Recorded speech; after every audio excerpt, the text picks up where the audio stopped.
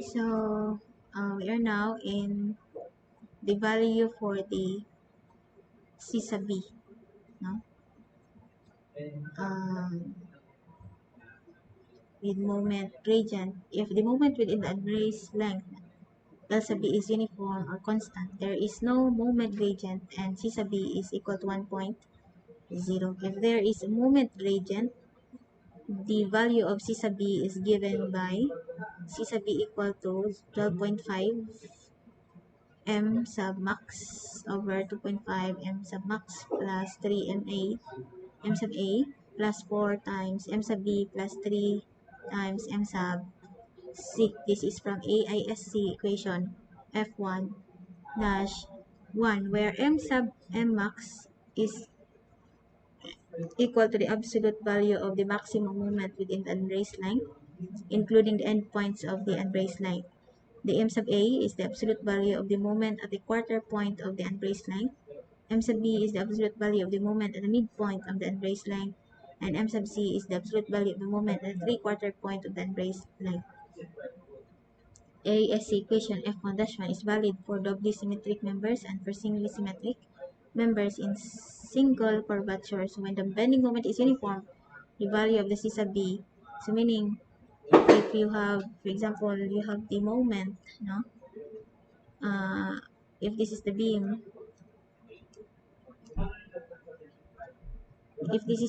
then simply supported beam, then the moment is just this area. So meaning you have the maximum moment, which is also equal to your M sub A, which is at quarter point, at midpoint, and at three-quarter point, no? So you have the same value for all the moments, the M sub max, the MA, MB, and the MC. So your C sub B will turns out equal to 1.0. But if your moment, no, na siya moment gradient, so nag-vary imong moment, meaning nag-change. So from this one, nagpataas siya ana. So you have this area for the moment. So your maximum moment is not equal to your M sub A, M sub B, and M sub C at quarter points, midpoint, and at three-quarter point, no? So, ina na siya. This C sub B is the factor from the formula. See, yes, this one. If you're going to get the value for the FCR, M sub n, no? And this, okay. C sub B is the factor to account for the non-uniform bending within the unraised length L sub B, no? So, for example, we have this example, determine C sub B for the uniformly loaded, simply supported W shape with lateral support at its end only, no? Lateral support at its end only. So, because of symmetry, the maximum moment is at midspan. So, your M max is just equal to your M sub B because the beam, which is simply supported, na siya uniform load. Simply supported beam, this is pin, and this is a roller, no? So, naa siya uniform load. Uniform. So, mali. Uniform all throughout. So, this is the load. Remember, to get the value of the maximum moment for the uniformly simply supported beam, the formula for the M max is 1/8 WL squared, di ba? You already learned this one or you know this one already in your theory of structures. So, no need to explain why 1/8 WL squared siya. So, for uniformly simply supported beam, the maximum moment is 1 over 8 WL squared, which is at midpoint. Diba? Midpoint ang maximum moment, ana. So, since the maximum moment is at midpoint, remember, the M sub B is the absolute value of the moment at the midpoint of the unbraced length, meaning your maximum moment and your M sub B moment is equal, which is equal to 1/8 WL squared because of symmetry. And because of symmetry also, the moment at the quarter point equals the moment at the 3/4 point, meaning at quarter point at this and at 3/4 point, this is at M sub A, diba? This is M sub A,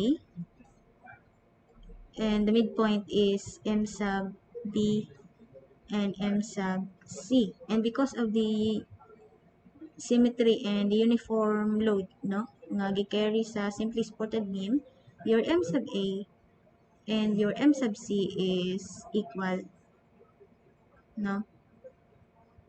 which is equal to, if you try to cut, at these points, yes, this one, try to cut at this point, kanidiri, and get the moment, cut nimo na siya, and ingani ang iyahang figure, this one, kani siya diri dapit, is this figure. So, you have the shear and the moment. To get this moment, this one is, remember, this WL over 2, this is,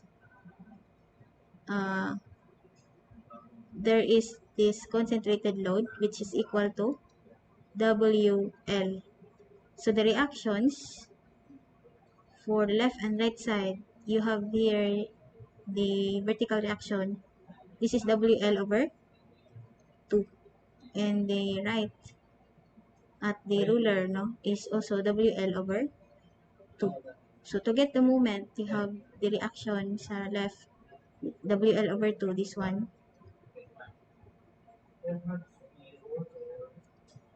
Then, times L over 2. Or WL, M sub A, WL over 2 times the length from this point here, at A is WL over 2 times the distance L over 4, diba? L over 4, because this is L and you divide this one as this one is 1, 2, 3, 4, So, times L over 4 minus this uniform load. So, this is W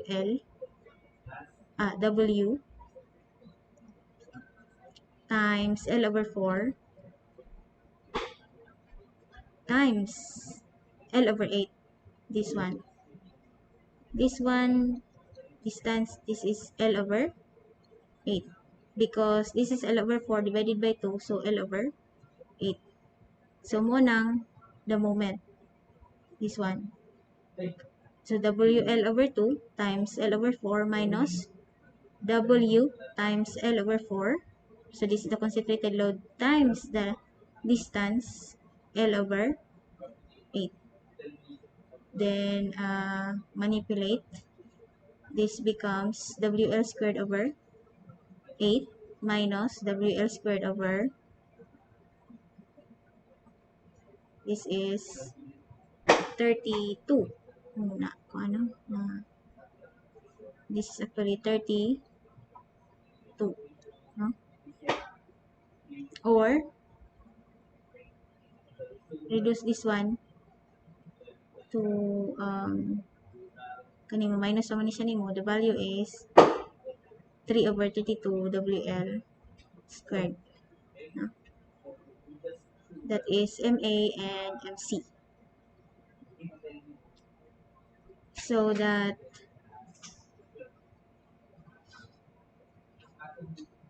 yes, this one is the same with this one. Okay, so to using this formula for the C sub B, no, for the moment gradient, 12.5 times M max, M sub max over 2.5 M max plus 3 MA plus 4 MB plus 3 MC. So the value of the maximum moment is 1/8, diba? That is 1/8 of VL squared over 2.5 1/8 plus 3 times the value of the moment at A and C is 3 over 32 plus 4 times 1/8 plus 3 times 3 over 32. So the value of C sub B is 1.14. No? 1.14. So we have the different values of C sub B for common cases. For example, this one, your L sub B is the whole length uh,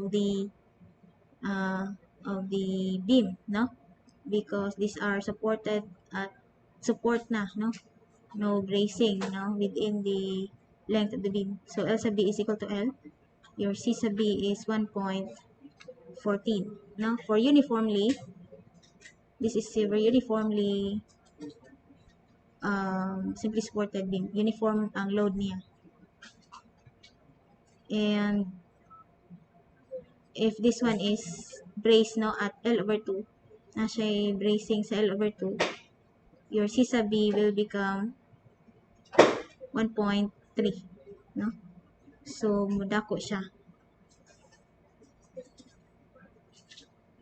If there is bracing, mudako ay mong value sa C sub B. There is bracing at the midpoint, no, of the whole length of the beam, no? If you have here the concentrated load at midpoint, but no bracing, no, within the length of the beam, so your L sub B is just equal to L. Your C sub B is equal to 1.32. And if na siya bracing, no, na siya concentrated load at the midpoint, then also there is bracing at the midpoint. So your L sub B will become half, no, L over 2. And your C sub B will become 1.67. Tumudako siya, no, if there is bracing. Values of C sub B for common cases, we have here also we have the simply supported beam, no?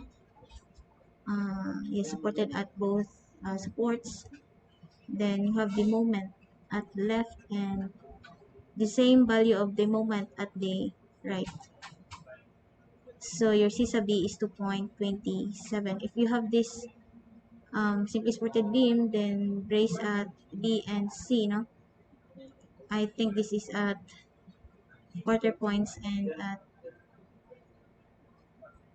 not quarter points. This is at 1/3, no? Yes, same distance now from A and from the right support A. So for AB and CD, your C sub B is 1.67, and for BC, which is nahimo siyang whole length, no, unbraced, C sub B is 1.0. And for this case, we have simply supported beam, then asya moment at the right support. So your L sub B is the whole length, and C sub B is 1.67. For unbraced cantilever beams, ASC specifies a value of 1.0. No? For unbraced cantilever beams, a value of 1.0 is always conservative regardless of beam configuration or loading, but in some cases it may be excessively conservative. Right. Yeah, because 1.0 is 1.0, no? So, unlike other cases nga more than 1.0, so this value is conservative, no? regardless of beam configuration or loading. We have the CB values effect on the nominal strength. This is L sub B, or the length of the beam versus the nominal moment. And at M sub P, no, the plastic moment, kung kaabot diri, meaning the shape is compact shapes. Alright, so within diri, if this is the behavior of your steel shape, no, your C sub B is 1.0. So if this is the behavior, say you have here the small distance, I mean the small slant, no, sa kuan within the, so nilapas siya, no, so kani siya na siya sa no, I mean stable, no, stable dire hangtod dire, pero gamay na lang to L sub R, and L sub R, the elastic region, C sub B is 1.3. And the other case, you have the M sub P, no? Nakaabot siya sa beyond, no? Sa L sub R. Then, iubos siya dire. So, L sub R, iubos siya sa MR. Your C sub B is 2.3. No? Behavior of this. Okay. I see. So, this behavior of the steel shape, kung imo siyang i-project dito L sub P, so mahimo nga ang iyang M sub P siguro mutaas pa na siya, no? And this third behavior of the steel shape,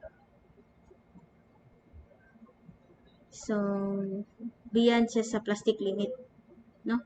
Meaning grabe ka kusgan or very stable ang shape. Then baba siya dire. Then L sub R, the elastic region, at elastic region, ani. So your C sub B is 2.3.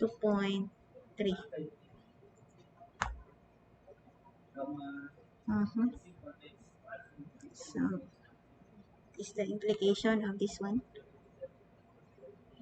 The implication is that greater value of C sub B, meaning naay bracing, no? Naay bracing na nahitabo sa length sa beam. So if naay bracing, your shape or the beam is stable. Very stable. Munang siguro kani siya, kaning diri nga part, nilapas siya sa M sub P. Nilapas siya sa plastic limit, no? For greater value of C sub B.